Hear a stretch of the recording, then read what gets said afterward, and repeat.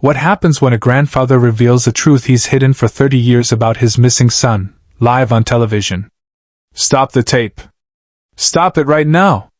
Dr. Phil's voice cut through the studio like a knife. His hand shot up, freezing every camera operator mid-shot. The grandfather sat motionless in the guest chair, clutching a weathered manila envelope, tears streaming down his weathered face. The audience gasped collectively.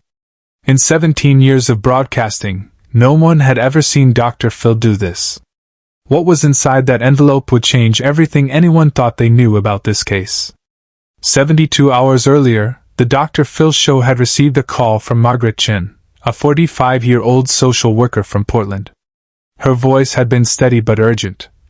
My father-in-law needs to speak. He's 76 years old. My husband disappeared 30 years ago, and I think his father knows something he's never told anyone. The production team had been skeptical. Missing person cases were common, but family secrets this old rarely surfaced in ways that mattered. Still, something in Margaret's voice, a tremor of certainty mixed with dread, convinced them to book the segment. Robert Chen arrived at the studio on a Tuesday morning. He was a small man, bent slightly with age, wearing a carefully pressed suit that looked decades old. His hands shook as he signed the release forms. Production assistants noticed he carried nothing except that manila envelope, which he refused to let out of his sight. I need to keep this with me, he told the stage manager quietly. I've carried it for 30 years. I can carry it a little longer. But no one knew that in less than an hour, that envelope would stop production cold. The show began normally. Dr. Phil walked out to thunderous applause, his signature confidence radiating across the stage. He settled into his chair, reviewed his notes briefly, and looked at Robert with that penetrating gaze that had become his trademark. Robert, thank you for being here today. I understand you have information about your son David, who disappeared in 1995. Is that correct? Robert nodded slowly. His voice came out barely above a whisper. Yes. David was 23 when he left. Margaret sat in the audience, her hands gripped together so tightly her knuckles had turned white. Dr. Phil noticed but stayed focused on Robert. Tell me about the last time you saw your son. Robert's eyes drifted to somewhere far away. It was March 15, 1995. A Thursday. He came to the house for dinner. We had an argument. What was the argument about? Money. It was always about money with David. He wanted to borrow $5,000 to invest in some business opportunity. I said no. He got angry. The audience leaned forward. This was familiar territory, family conflicts, generational misunderstandings. But Dr. Phil sensed something deeper. Robert, what happened after David left that night? The old man's face crumpled. His hand moved to the envelope on his lap, fingers tracing its edges like a talisman. He called me 3 days later. March 18th. It was a Sunday. He said he was in trouble. Real trouble. He needed money immediately, or something bad was going to happen. Did he tell you what kind of trouble? Robert shook his head. He wouldn't say. Just kept repeating that he needed $10,000 by Monday morning or it would be too late. Dr. Phil leaned back slightly, his expression shifting from curious to concerned. And did you give him the money? The silence that followed lasted exactly 7 seconds. In television terms, it was an eternity. No, Robert whispered. I told him I didn't have that kind of money. I told him he'd gotten himself into this mess, and he needed to get himself out. Margaret's soft sob from the audience was audible. Dr. Phil raised his hand slightly, a signal to his team to hold tight on the moment. Robert, David disappeared the next day. Monday, March 19, 1995. He was never seen again. The police investigated it as a missing person case. You told them about the phone call? Yes. I told them everything. They looked for him. But they never found anything. No body. No evidence. Nothing. Dr. Phil studied the old man carefully. Something wasn't adding up. Robert, in our pre-interview you told our producers you had information. Information you've never shared with anyone. Is that correct? Robert's hand tightened on the envelope. Yes. What's in the envelope, Robert? The grandfather looked up, and for the first time, his eyes met Dr. Phil's directly. What Dr. Phil saw there made him go completely still. The day after David disappeared, I received a package. No return address. Just my name and address, handwritten. Inside was this envelope with a letter and other things. Dr. Phil's voice dropped to that quiet, intense tone he used for the most critical moments. What was in the letter, Robert? It was from David. He wrote that he was leaving. That the people he owed money to had given him a choice: disappear or die. He chose to disappear. The audience erupted in whispers. Dr. Phil held up his hand for silence. Robert, you received a letter from your son explaining that he had to disappear to save his life, and you never told anyone? Not the police? Not your daughter-in-law? Tears rolled down Robert's face unchecked. He made me promise. The letter said if I told anyone at all, they would find him and kill him. He said the only way he could survive was if everyone, including Margaret, believed he was dead or missing. He said he'd contact me when it was safe. Subscribe and leave a comment, because the most powerful part of this story is still ahead. Dr. Phil stood up from his chair, something he rarely did mid-interview. He walked closer to Robert, his entire demeanor shifting from interviewer to something more protective, almost paternal. Robert, has David ever contacted you again? No. Not once in 30 years. I don't know if he's alive or dead. I don't know if I did the right thing. I just kept my promise. Margaret's voice came from the audience, broken and raw. You let me search for him.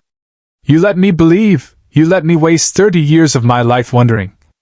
Dr. Phil turned to face the audience, specifically Margaret. Margaret, I need you to come up here. Right now.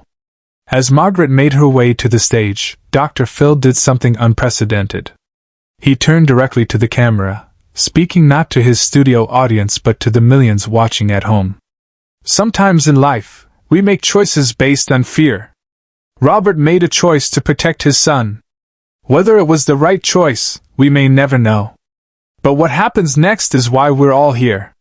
Margaret reached the stage, and Dr. Phil guided her to a chair next to Robert. The two hadn't sat this close in years. Robert, you've carried this secret for 3 decades. You said there were other things in the envelope. What else is in there? Robert's hands trembled violently as he opened the envelope. He pulled out a folded piece of paper, the letter, and set it aside. Then he reached in and pulled out a small stack of Polaroid photographs. David sent these. They're dated. One every 5 years. Dr. Phil took the photographs carefully. His face went pale. These are recent. The last one is from 2 years ago. He's alive. Or at least, he was 2 years ago. Margaret lunged for the photographs, but Dr. Phil held them back gently. Margaret, before you look at these, I need you to understand something. Your husband chose to stay away.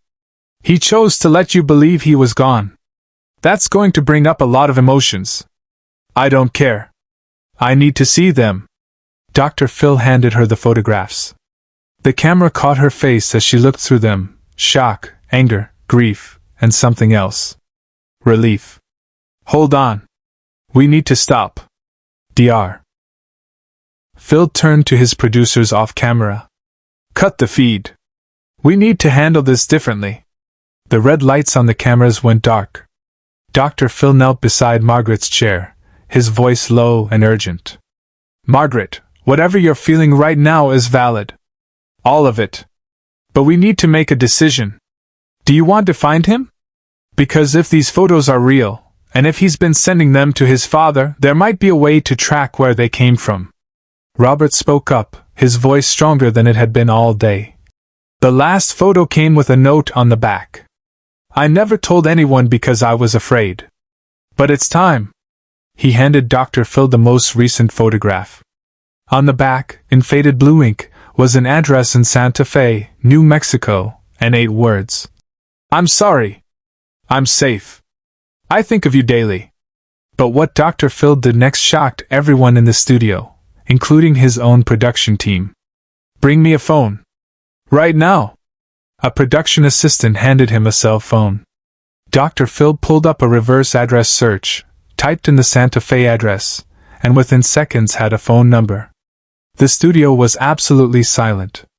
Even the audience members who had been whispering had gone still. This wasn't how the show normally worked. There was no script for this. No plan. Dr. Phil looked at Margaret. Do you want me to call this number? Margaret's voice broke. What if it's him? What if it's not? Then we'll deal with whatever comes. But Margaret, you've waited 30 years for an answer. I'm not going to make you wait another second if we can help it. He dialed the number. Put it on speaker. The phone rang once. Twice. 3 times. The silence between each ring felt like an hour. On the 4th ring, someone picked up. A man's voice, cautious. Hello? Margaret gasped. Robert's head dropped into his hands. Dr. Phil spoke clearly. This is Dr. Phil McGraw. I'm sitting here with Robert Chen and Margaret Chen. Am I speaking to David Chen? The pause on the other end lasted so long everyone thought the connection had dropped. Then, Dad? Is Dad there? Robert grabbed the phone with trembling hands. David? Is it really you? Dad? Oh God, Dad. I'm so sorry. I'm so sorry. The studio erupted. Audience members were crying. Production assistants were crying. Even seasoned camera operators who'd seen everything had tears streaming down their faces. Dr. Phil let the moment happen. He didn't interrupt. He didn't try to create television drama. He simply stepped back and let a father and son reconnect after 30 years of silence. After several minutes, Dr. Phil gently took the phone back. David, this is Dr. Phil. I need to ask you something directly. Are you safe? Are the people you ran from still a threat? David's voice was steady now. No. They're gone. Most of them are dead or in prison. I've been too afraid to come back. Too ashamed. David, your wife is sitting right here. She never remarried. She never stopped looking for you. Would you like to speak to her? Another long pause. Then barely a whisper. Margaret's there? Dr. Phil handed the phone to Margaret. What followed was private, even in the most public of settings. The cameras pulled back. The audience gave them space. And for 5 minutes, a woman spoke to the husband she thought was dead. Share and subscribe. Make sure this story is never forgotten. When the call ended, Dr. Phil made an announcement that would become one of the most memorable moments in talk show history. We're going to stop production for today. Our team is going to work with Margaret and Robert to arrange a meeting with David in person. This isn't about television anymore. This is about a family that needs to heal. The audience stood and applauded. It wasn't the usual talk show applause, it was something deeper. A recognition that they'd witnessed something rare and real. But Dr. Phil wasn't finished. Off camera, during the production break, Dr. Phil made several calls. To a private investigator to verify David's story. To a trauma counselor who specialized in family reunification. To a lawyer who could help navigate any legal issues from David's 30-year absence. 3 days later, in a private room at a hotel in Santa Fe, Margaret walked through a door and saw her husband for the first time in 30 years. Dr. Phil and his team documented it, but they didn't broadcast it immediately. They waited. They let the family process everything first. 6 months later, in a follow-up episode, Dr. Phil sat down with all 3 of them together. David had aged, but his eyes were the same. He'd lived under a different name, working construction jobs, always moving, always afraid. The people he'd owed money to, members of an illegal gambling operation, had been dismantled by federal authorities in 2003. He could have come home then. But shame and fear had kept him away. I convinced myself they still had people looking for me. David explained. But really, I was just too afraid to face what I'd done to my family. Margaret, sitting beside him, held his hand. We lost 30 years. We can't get those back. But we can choose what happens next. Robert, the grandfather who had carried the secret, looked different too. Lighter somehow. I thought I was protecting my son. But I was really just protecting myself from having to face the choice I made that first time, when I told him no. Dr. Phil leaned forward, his voice carrying the weight of everything they'd been through. Here's what I want everyone watching to understand. Robert made a choice based on fear. David made a choice based on fear. Margaret lived 30 years in limbo because two people she loved were too afraid to tell the truth. Fear is the most destructive force in family relationships. It makes us hide. It makes us run. It makes us choose silence over honesty. And the damage that silence does is often worse than the truth we're afraid to tell. He turned to the camera. If you're carrying a secret that's hurting someone you love, this is your sign. Tell the truth. Face the fear. Because the people who love you deserve honesty, even when it's painful. Especially when it's painful. The envelope that Robert had carried for 30 years now sat on the table between them, empty, its burden finally lifted. That manila envelope became symbolic for Dr. Phil. In later shows, when guests struggled with secrets, he'd reference Robert's envelope. The physical representation of how secrets weigh us down until we can barely stand. The Chen family story wasn't neat. David and Margaret attended counseling for over a year. Trust wasn't rebuilt overnight. Robert struggled with guilt over his role in the decades of pain. But they worked through it together. The last update Dr. Phil gave was 2 years after that reunion. David and Margaret had moved to a small town in Oregon. Robert lived nearby.